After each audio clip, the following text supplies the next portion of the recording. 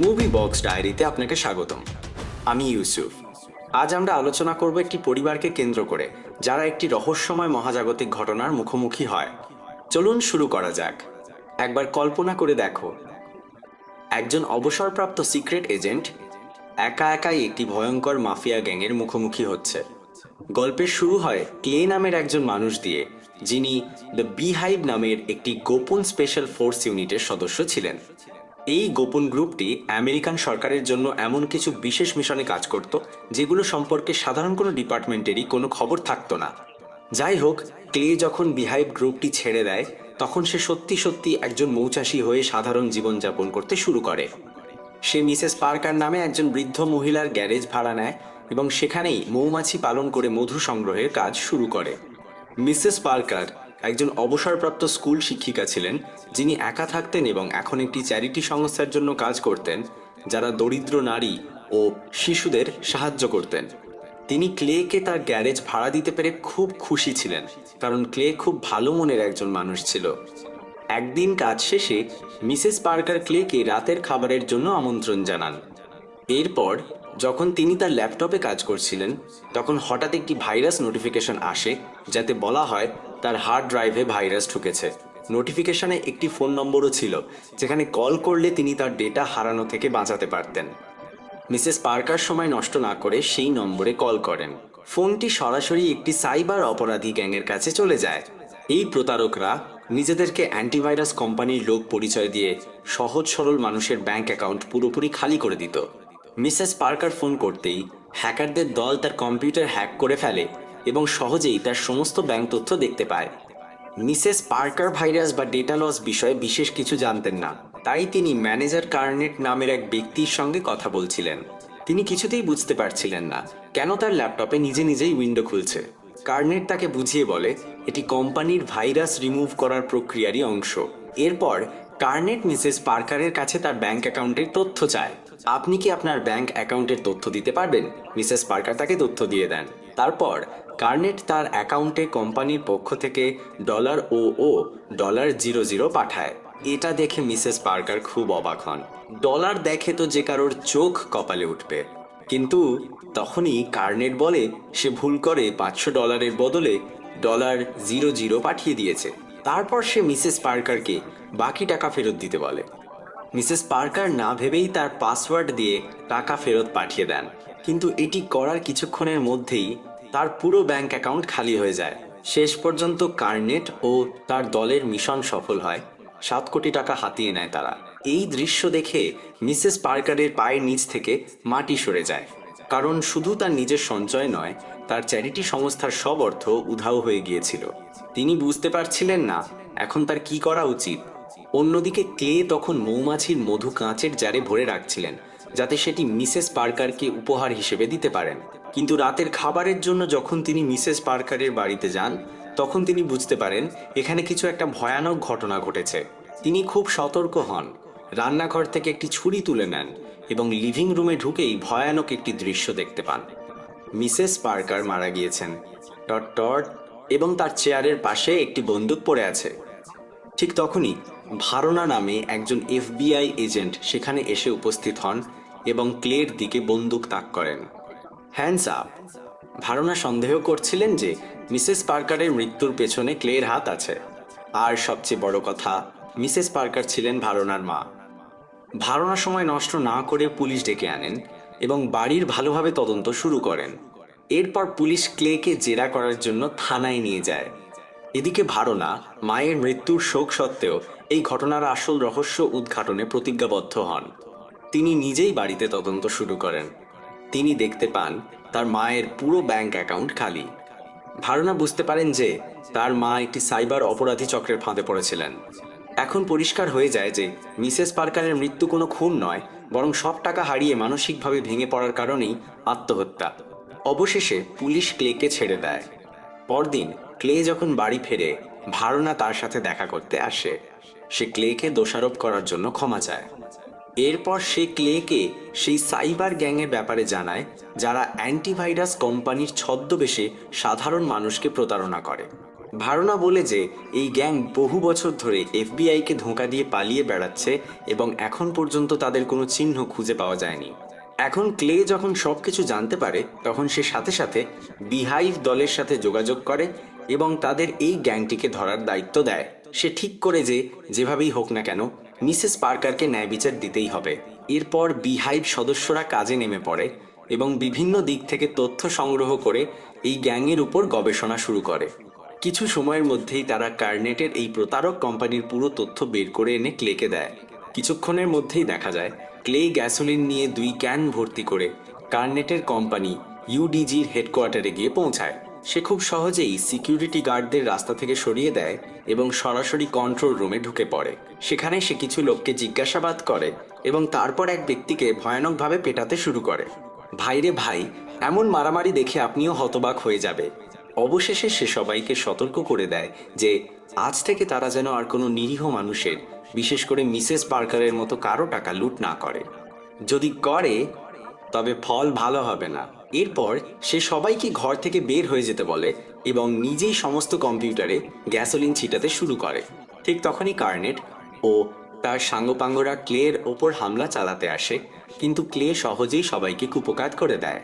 এরপর সে সেখানে একটি বোমা বসিয়ে দেয় এবং কার্নেটকে বলে যে যদি তার নিজের জীবন প্রিয় হয় তাহলে এখান থেকে পালিয়ে যেতে হবে।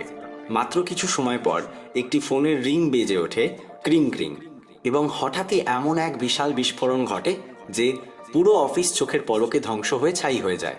সব কিছু ধ্বংস হয়ে যাওয়ার পরে কার্নেট তড়িঘড়ি করে তার বস ড্যানফোর্থকে খবর দেয়। সে বলে বিকিপার নামের একজন লোক আমাদের সিকিউরিটি গার্ডদের মারধর করেছে এবং পুরো হেডকোয়ার্টারে বোমা ফাটিয়ে ধ্বংস করে দিয়েছে। এই কথা শুনে ড্যানফোর্থ প্রচণ্ড রেগে যায় এবং কার্নেটকে কিছু খুনে সাঙ্গপাঙ্গ ডেকে এনে ক্লেকে শেষ করে দিতে বলে। অন্যদিকে ভেরোনাও ইউডিজি হেডকোয়ার্টারে বিস্ফোরণের খবর পায়। এটা শুনে তার মনে কিছুটা প্রশান্তি আসে। পরদিন যখন ক্লে নিজের মৌচাকে কাজ করছিল তখন কার্নেট এবং তার লোকেরা ক্লের বাড়ির অবস্থান খুঁজে বের করে। যেইমাত্র ক্লে নিজের ফার্ম থেকে বের হয় ওরা তার ফার্মের সবকটি মৌচাক ধ্বংস করে দেয়। এরপর ওরা ক্লের পেছনে ধাওয়া করে। ও না, মৌচাকগুলো ধ্বংস করে দেওয়াটা খুবই খারাপ কাজ হয়েছে, কিন্তু আসল সত্য ছিল ক্লে তাদের পরিকল্পনার কথা আগেই জানতো এবং সে তাদের মোকাবিলার জন্য পুরোপুরি প্রস্তুত ছিল।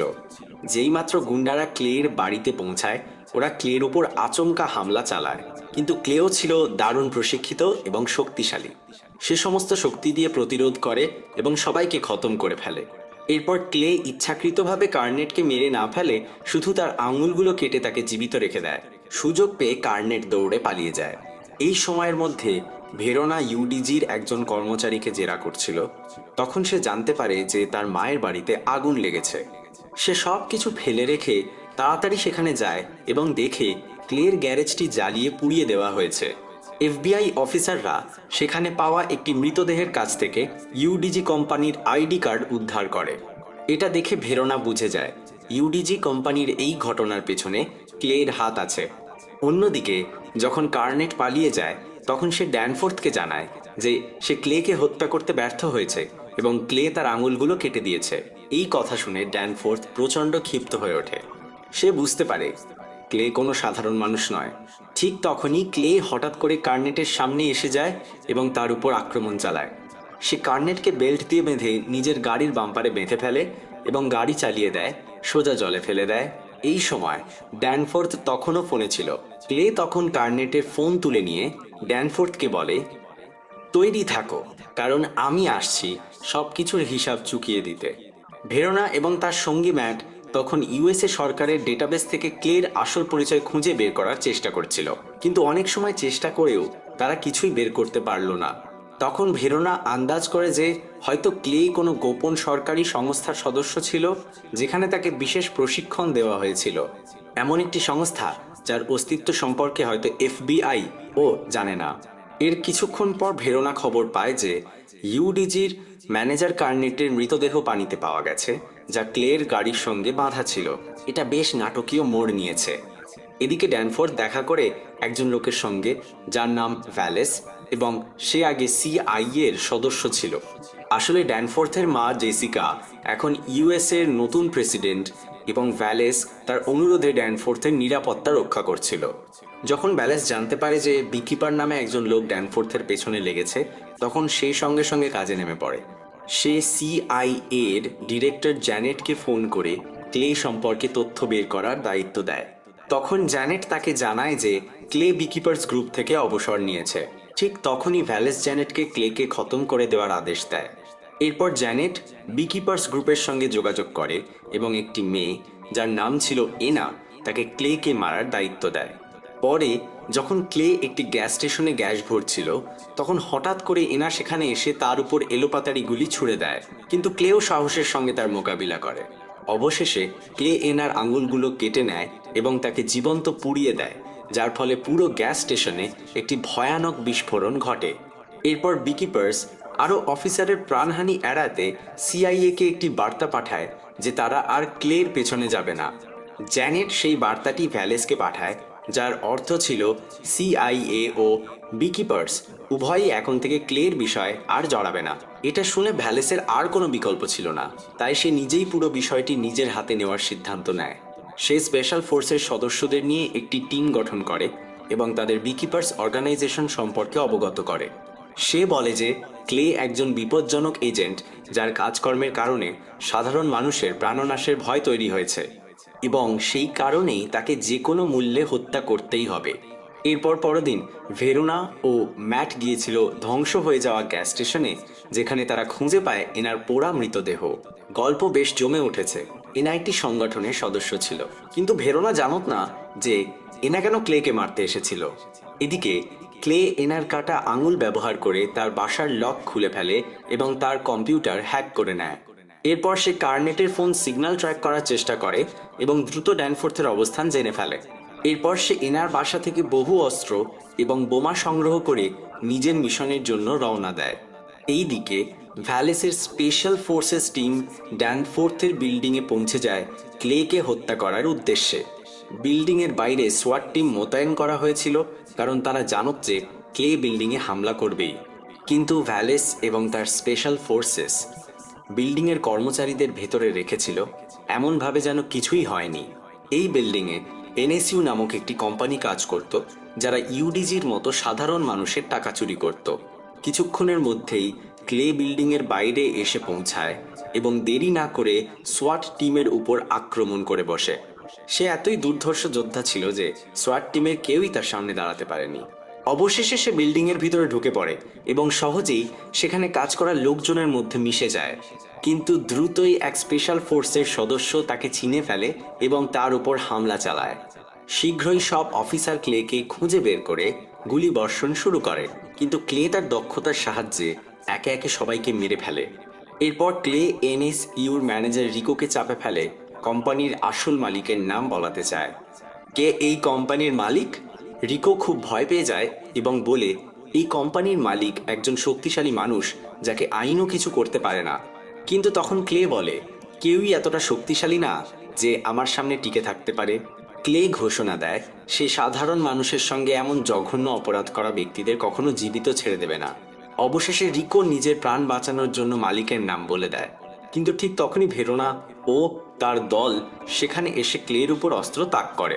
তবুও এবারও ক্লে পালাতে সক্ষম হয়। এরপর দ্রুতই ভেরোনা এবং ম্যাট জানতে পারে যে ইউডিজি এবং এনএসইউর মতো সাধারণ মানুষের টাকা চুরি করা কোম্পানিগুলোর আসল মালিক হচ্ছে যুক্তরাষ্ট্রের প্রেসিডেন্টের ছেলে ড্যানফোর্থ। এখন ভেরোনার বুঝতে বাকি রইল না যে কেবল ড্যানফোর্থ নয়, প্রেসিডেন্ট জেসিকাও ক্লের কারণে বিপদের মুখে রয়েছে। এই খবর পাওয়ার পরপরই ডেপুটি ডিরেক্টর প্রিক ভেরোনা ও ম্যাটকে ক্লেকে ধরার দায়িত্ব দেন এবং সোয়াট টিম প্রেসিডেন্ট ও তার পরিবারের নিরাপত্তা বাড়িয়ে দেয়। পরদিন ভেরোনা ও ম্যাট সিকিউরিটি সার্ভিস এজেন্টদের সঙ্গে প্রেসিডেন্ট এবং তার ছেলেকে নিরাপত্তা দিতে পৌঁছে যায়। সেদিন তারা সমুদ্র তীরের নিজের বাংলোয় একটি চ্যারিটি প্রোগ্রাম আয়োজন করছিলেন। এফবিআই ও গোপন নিরাপত্তা বাহিনী উপস্থিত থাকলেও ভ্যালেস ড্যানফোর্থের নিরাপত্তা নিয়ে উদ্বিগ্ন ছিল। এই কারণেই সে কিছু দুর্ধর্ষ যোদ্ধাদের একটি টিম ডাকে, যাদের নেতা ছিল লাজারাস। লাজারাস জানায় সে এর আগেও এক বিকিপারকে মেরেছে এবং সেই যুদ্ধে তার একটি পা কাটা যায়। এদিকে আমরা দেখি ক্লে সহজেই একটি ড্রেনেজ টানেলের মাধ্যমে একটি ট্রাকের নিচে লুকিয়ে ড্যানফোর্থের বাংলোয় ঢুকে পড়ে। শীঘ্রই সে এক সোয়াট অফিসারকে হত্যা করে এবং সব গাড়িতে বোমা লাগিয়ে নিজের চেহারা পরিবর্তন করে ফেলে, ফলে খুব সহজেই সে চ্যারিটি প্রোগ্রামের মানুষের ভেতরে মিশে গেল। এদিকে প্রিগ প্রেসিডেন্ট জেসিকাকে খবর দিল যে সাধারণ মানুষের সঙ্গে প্রতারণা করা কোম্পানিগুলোর মালিক আসলে তার ছেলে ড্যানফোর্থই। তখন জেসিকার মাথা ঘুরে উঠল এবং সে বুঝতে পারল যে তার নির্বাচনী প্রচারের পুরো অর্থই এই অবৈধ উপায়ে এসেছিল। এই সব কিছু জানার পর সে রাগে ফেটে পড়ল। এই সময় ভেরোনা প্রোগ্রামে ক্লেকে চিনে ফেলল এবং সোয়াট টিমকে তাকে ধরার আদেশ দিল। তারপর সোয়াট টিম দ্রুত ক্লেকে বন্দুকের মুখে ধরতে গেলে সে আত্মসমর্পণ করে হাঁটু গেড়ে বসে পড়ল। কিন্তু আসল সত্য হলো এটা ছিল তার পরিকল্পনারই অংশ, কারণ ঠিক সেই সময় সে গোপনে সব এজেন্টদের ট্রাকে বিস্ফোরণ ঘটিয়ে দিল এবং হঠাৎ করে সব অফিসারের ওপর হামলা চালিয়ে ড্যানফোর্থকে হত্যা করতে বের হয়ে পড়ল। ওয়াও, এটা একটা খুবই সাহসী পদক্ষেপ। এখন কি হবে? এদিকে প্রেসিডেন্ট অফিসে জেসিকা যখন তার ছেলের কালো কীর্তির খবর পেল, তখন সে সিদ্ধান্ত নিল যে ড্যানফোর্থের আসল রূপ ক্লে এবং পুরো দুনিয়ার সামনে প্রকাশ করবে, যাতে নির্দোষ মানুষরা ন্যায় বিচার পায়। এদিকে ক্লে বিল্ডিংয়ে ঢুকে সিক্রেট এজেন্ট আর ভ্যালেসের গুন্ডাদের নির্মমভাবে মারছিল। কিছুক্ষণের মধ্যেই সে প্রেসিডেন্টের হলে পৌঁছে গেল, যেখানে তার লাজারাসের সঙ্গে তীব্র মারামারি হলো। কিন্তু ক্লে এই লড়াইতেও জয়ী হলো এবং প্রেসিডেন্টের ঘরের দিকে এগিয়ে গেল। ঠিক তখনই ভ্যালেস তার সামনে এসে দাঁড়াল।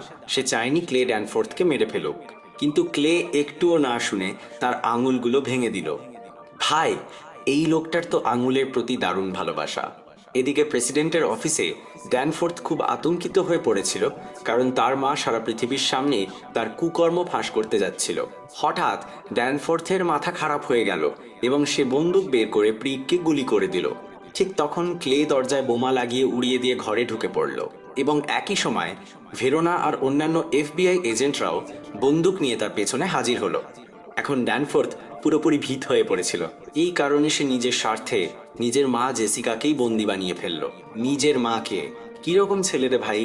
ভেরোনা ক্লেকে বলল যেন সে জেসিকা বা ড্যানফোর্থকে কোনো ক্ষতি না করে। এদিকে ড্যানফোর্থ নিজের প্রাণ বাঁচাতে মায়ের প্রাণ নিতেও প্রস্তুত হয়ে গেল। এই কঠিন মুহূর্তে ক্লে ভেরোনাকে জিজ্ঞেস করলো, তোমার জন্য আইনের চেয়েও বেশি গুরুত্বপূর্ণ কি, নাকি নির্দোষদের ন্যায় বিচার? তারপর সে কোনো সময় নষ্ট না করে ড্যানফোর্থকে গুলি করে দিল এবং জেসিকার প্রাণ বাঁচাল এবং নিজে একটি জানালা ভেঙে পালিয়ে গেল। ভেরোনা সেই জানালা দিয়ে ক্লেকে গুলি করে মেরে ফেলতে পারত, কিন্তু সে নিজেকে থামিয়ে দিল। সত্যি বলতে সে আইনের চেয়েও বেশি গুরুত্ব দিল তার মা ও অন্যান্য নির্দোষদের ন্যায়ের প্রতি। শেষ পর্যন্ত ক্লের মিশন সফল হলো, তাই সে স্কুবা গিয়ার পরে নিল, যা সে আগেই সমুদ্র তীরে লুকিয়ে রেখেছিল, এবং সমুদ্রে ঝাঁপ দিয়ে পালিয়ে গেল। এইভাবেই গল্পটা এখানেই শেষ হয়। তাহলে বলো বন্ধুরা, কেমন লাগলো এই কাহিনী? কমেন্টে জানাও। দেখা হবে পরের মুভিতে।